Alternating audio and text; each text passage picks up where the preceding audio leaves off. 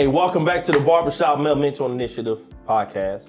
As you know, my name is Fred Yakey, and I'm excited to be here to continue the momentum of recording stories from individuals in the community that are doing great things. Before I talk about our guest today, I want to continue with the momentum. We often talk about a quick monologue to kind of jump in there. And I was thinking this morning as I was driving in about the power of a seed. And sometimes we talk about, planting seeds here, doing the work before you get paid. But it's interesting that the seed is often the smallest, most intricate entity. But the fruit is always bigger than the seed. And sometimes as we are planting seeds, doing good work, making investments, sometimes we call planting seeds networking. You sacrifice so much time away from your family, time away from other things. But we're in a time now, I really believe we have to plant more seeds because we have to collect more harvest for not only ourselves, but for those to come. And so today, with that being said, we have a guest that I found in the community while I was out planting seeds, while I was out networking. I was just very impressed by this brother. And I want to introduce to you someone who's very distinguished, and I'm humbled to have him on the podcast, Brother Jordan Coleman. Welcome to the Barbershop Podcast, What's going on, man? What's up? I'm good. Glad to be here. I'm good. Can't complain, man. Happy to be here. I love what this has taken on. Thanks. It's really dope. Thank you, man. It's interesting how all this came about. I just, went to college, needed money, started cutting hair. I didn't know cutting hair my freshman year, taking people's hairline back would lead me to cutting hair in the high school.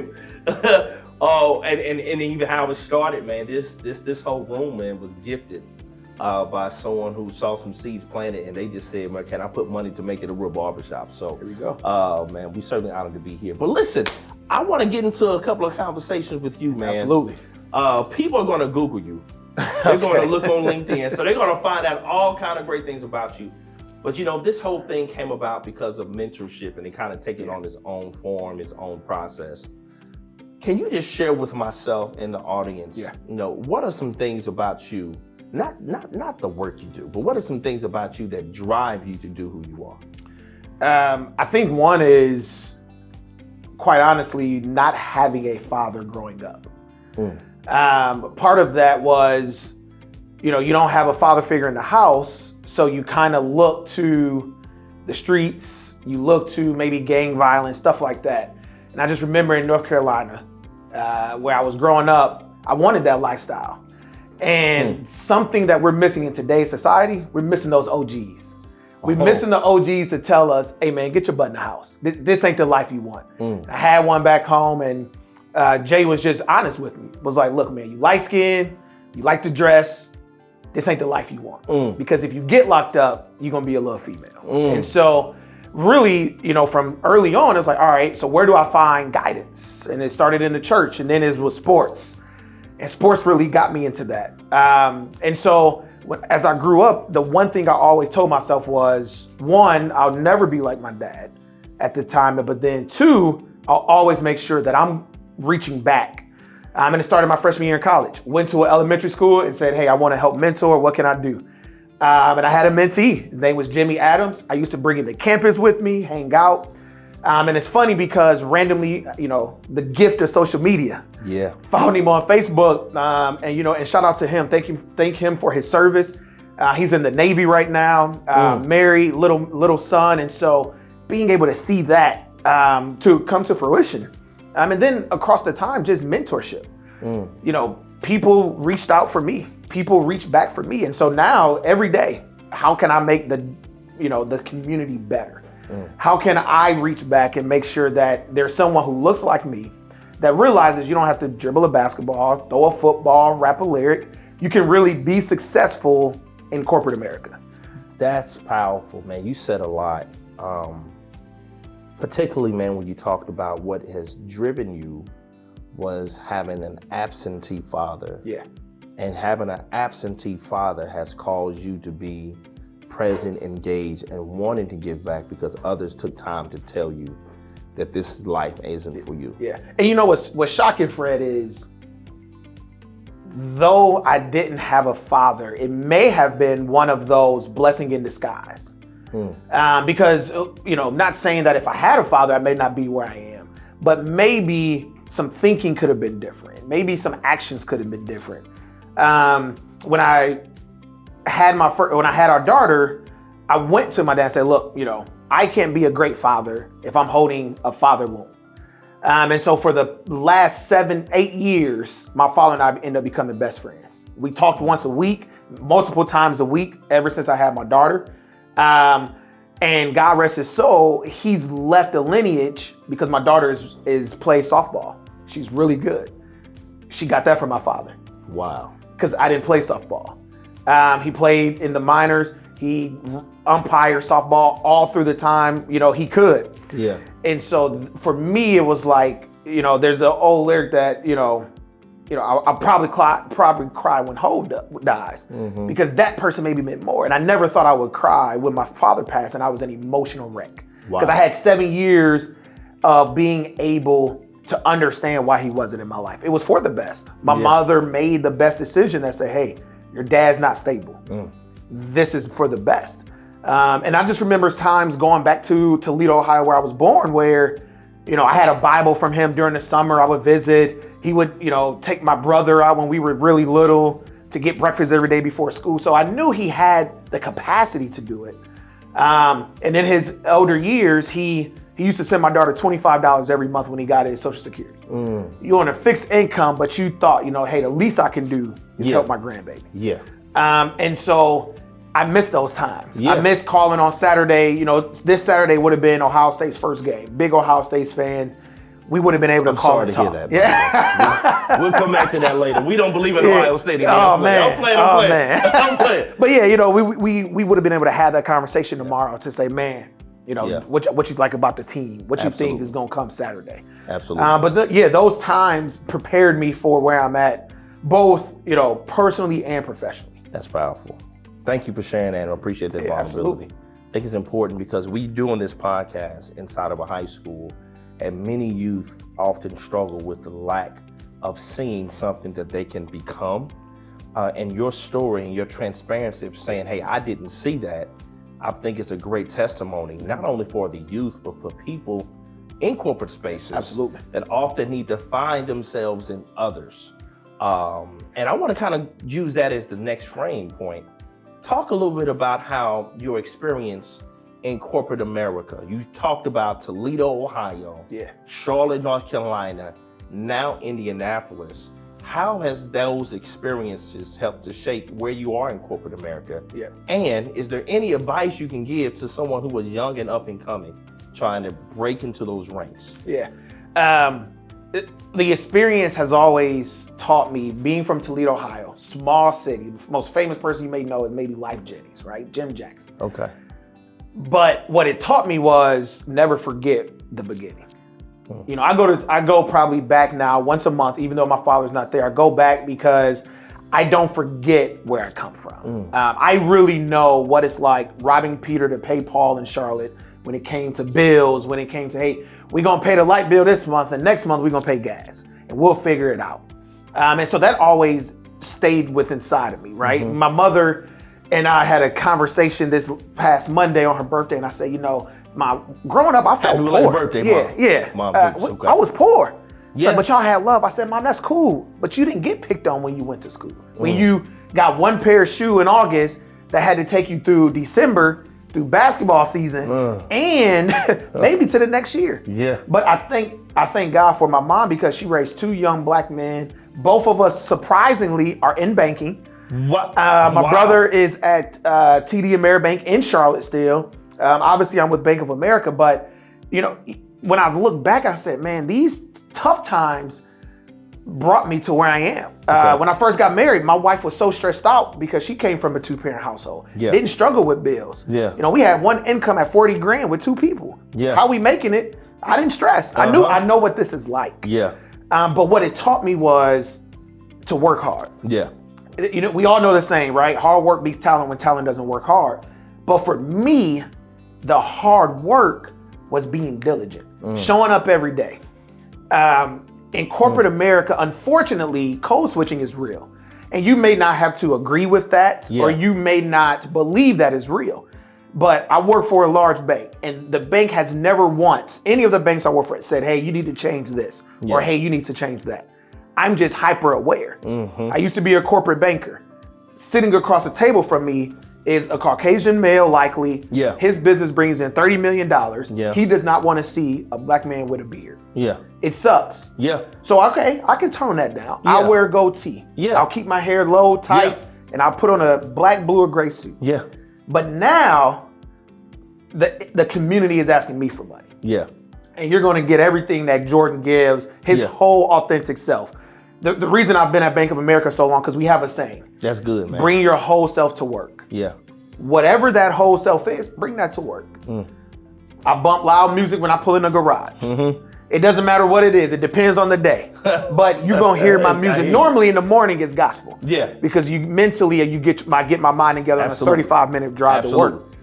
But what it's taught me amongst all of this is stay focused. There's a larger goal. And for me, I've taken the jobs that I've had at Bank of America, not for me. Increase is nice and you know, being seen is nice, but the most important piece is bringing someone up who looks like me. And so as a banker, I was able to bring 2 young women and you know, almost position them and influence them to get a job. And now as a market executive, that's my next goal. How do I position minorities in the community to be able for us to give philanthropic dollars and foundation dollars to? How do I position and influence individuals that's looking for employment? You know, thankfully, I have a good name. I have individuals that are able to understand what I look for. And then if I can understand that, they know, hey, if Jordan is, you know, bringing this person to the table, we should consider hiring them. Absolutely. And so far, I've been able to get about 4 or 5 this year, external candidates. And then we've been able to grow internally as well. But man, the number one thing is you got to stay focused and just work hard. Working hard is bigger than just what people really believe. You know? That's good. Let me say this.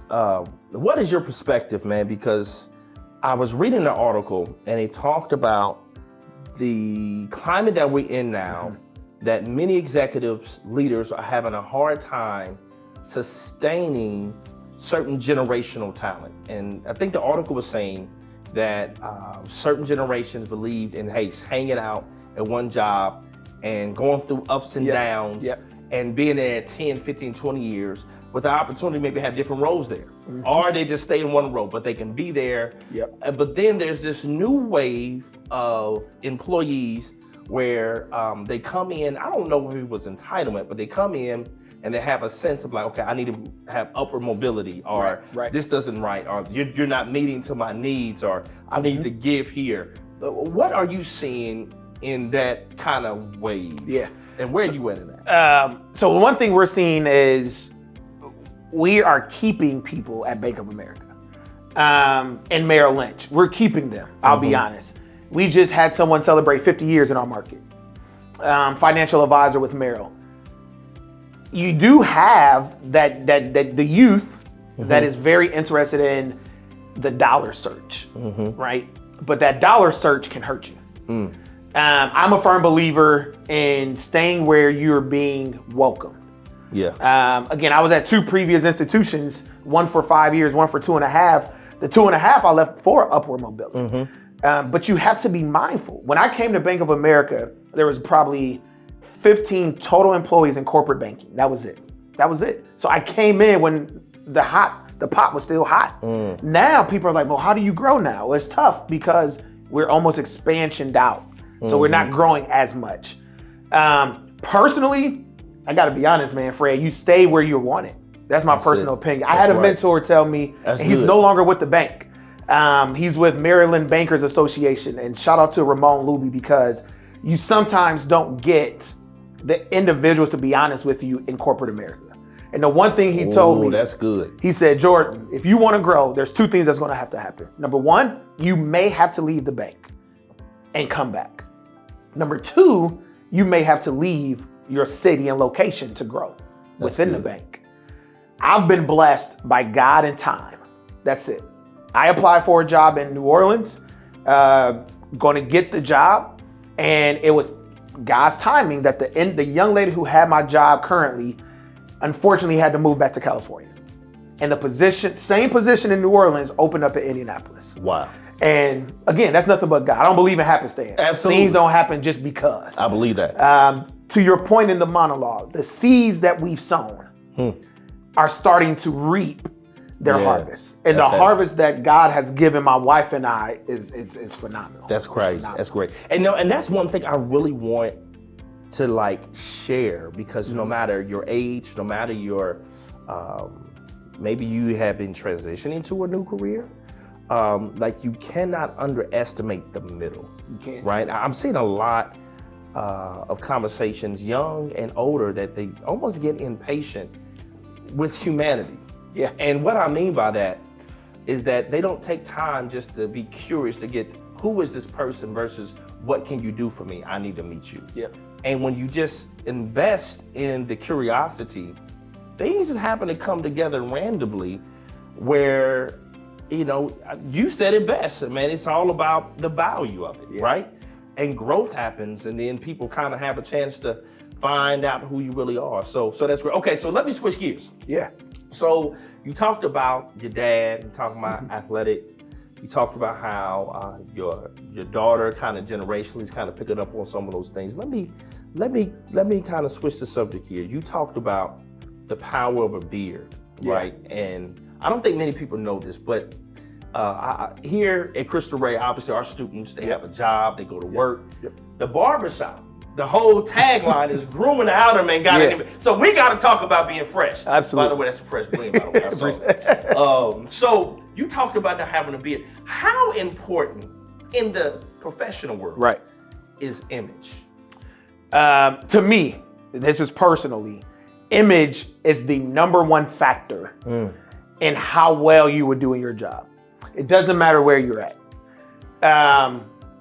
I believe, personally, I get my haircut at minimum once a week, if not twice a week, right? Got a haircut this past Monday, I'm going tomorrow. Okay. Who's LJ Woods, young man, 21 years old. It's an investment. A barber is like a relationship, baby. Oh, come on now. Come on. It's been 2 years. We've been doing great, right? I know I can call on him when I need it, right? Trust. You know, hey man, I need you to fit me in. Trust. Right? I need to be able to get here. What can you do for me? Yeah. Hey, let's figure it out. Yeah, sometimes you got to pay extra, but convenience should not be cheap when it comes to your barber, your doctor, things of that nature. So I believe image is the number one factor when it comes to a role. I really do. I believe that I can show up to work every day, but if my outward appearance is not up to par, what comes out of my mouth, what comes on paper, it doesn't matter. What I do believe though, your outside image will be able to also get you to seats at the table that you may not have had before. Absolutely. I told a young man, I said, hey man, and this was this morning, I said, hey, you look good with your haircut. Oh, you notice? Yeah, I noticed. Yeah. Because you got a tie on today and your hair's cut. Yeah. That's the way you need to come to the bank. If, you know, we grew up in a time where we used to have people who told us, hey, you need to dress for where you want to go. When I was a banker, we had jeans and gyms on Friday. You wore jeans and you wore sneakers, not Jordan. I wore slacks and a polo and it was tucked in. Monday through Thursday, I was in a suit. Unfortunately, I didn't have the leverage or the opportunity to dress down like other bankers that were not my skin tone. And it's not because I was told to dress a certain way. My previous manager told me, hey, I hired you because I think you'll help them dress up. They're not gonna wanna be outdone. What do we start seeing 6 months in? Sports coats on Tuesdays. Oh, you got, and then the questions start coming. Oh, you got to climb me? No, I just, put a jacket on today. Yeah. Oh, I get it. Yeah. And so for me, it was, how do I help change? And again, I don't care what day it is. The goal is for somebody to see me and say, oh man, why are you dressed up? What do you do? Absolutely. Okay, now I got you hooked. That's it. Now I got you hooked. It doesn't matter if it's, I went into Five Guys in a suit at 8 p.m. A guy said, man, do you do real estate? I say, nah, I don't. I just work at a bank. He's like, oh, well, what do you do? He's a high school kid, goes to Super Buff.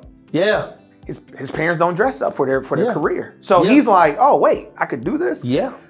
It's just about being able to show people that, hey, look, man, I don't have to be a professional athlete. I don't have to be an actress or an actor or a rapper. You can really make an affordable living in corporate America. And education, it's bigger than just, what you see on the TV screens. Okay. I'm thankful I'm not on TV a whole lot. I'm thankful that a lot of my work is just behind the scenes in the community because people see the trueness of it. They see the genuine, like, no, this is what Jordan really wants to do. Yeah. Someone asked me, like, would you ever go back to being a banker? Yeah, if my job was eliminated. Yeah. If not, no. Man, I'm going to put dollars in the community where it needs to be. Man, that's powerful. And we are so blessed in Indianapolis and Central Indiana to have a person like you that is so community driven and understand the requirements, right, that it takes to move forward.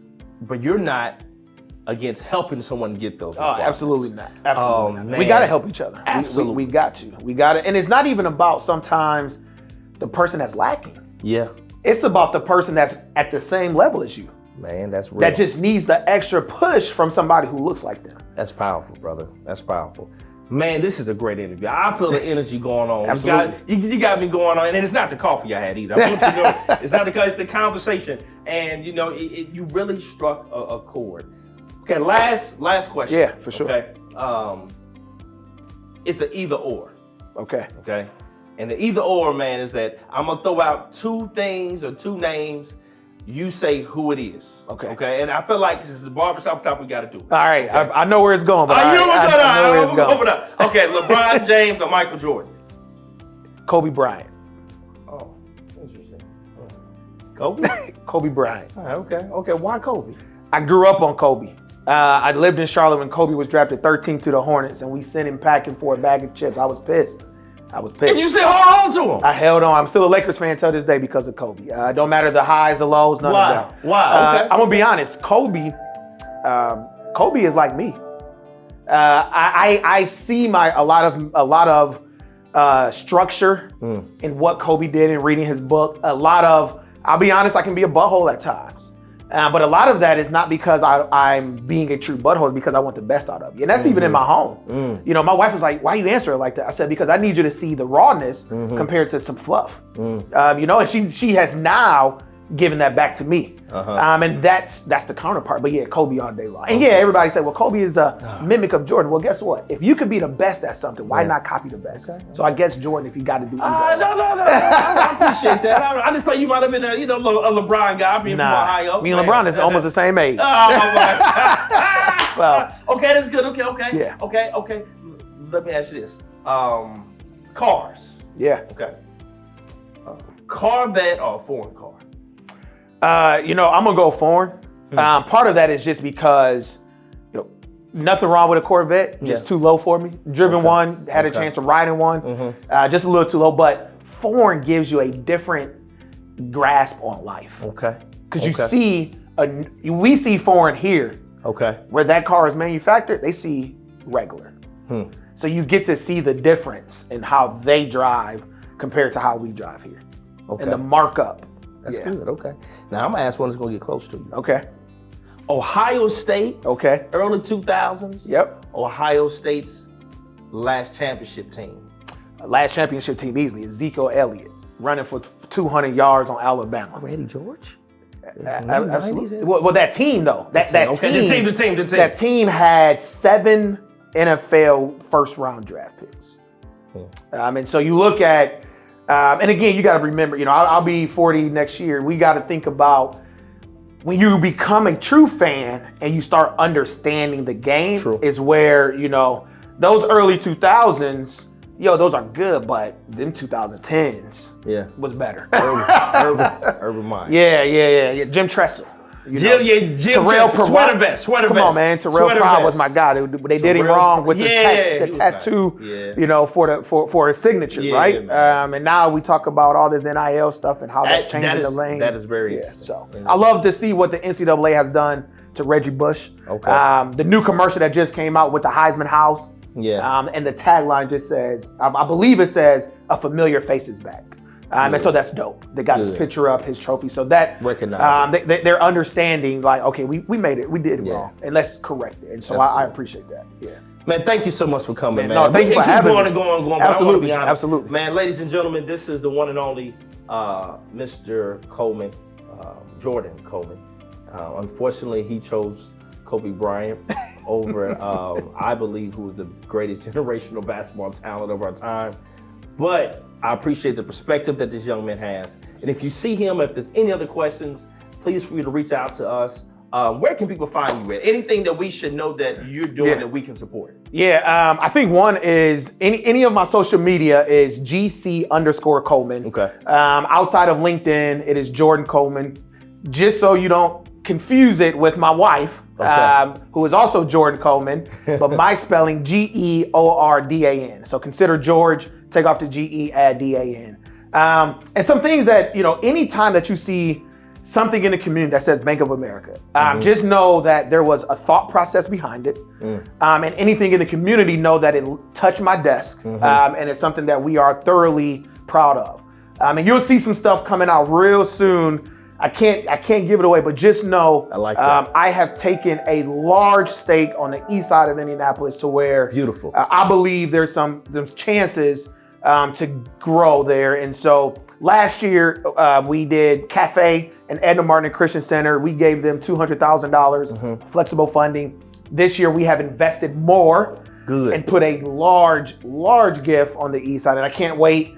So be on the lookout for that. Please check LinkedIn the end of September because you'll be able to see it. But it is pretty powerful. Man, you heard it here first, ladies and gentlemen. Thank you so much for your time. Absolutely. And thank you for tuning into the Barbershop Male Mentor Initiative podcast.